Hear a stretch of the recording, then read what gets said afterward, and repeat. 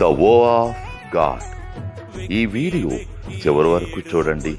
దేవుని ఆశీర్వాదాలు పొందండి. దేవుని నామములో మీకు నా హృదయపూర్వక వందనములు. మిమ్మల్ని మీ కుటుంబమును దేవుడు బహుగా ఆశీర్వదించునుగాక. ఈరోజు మీ రాకపోకలయందు మీరు చేసే ప్రతి పనిలోనూ దేవుడు మీకు తోడుగా ఉండునుగాక. మీరు ఊహించిన అద్భుతాలు, ఆశ్చర్యకార్యాలు ఈరోజు మీ దేవుడు మీ జీవితంలో చేయునుగాక.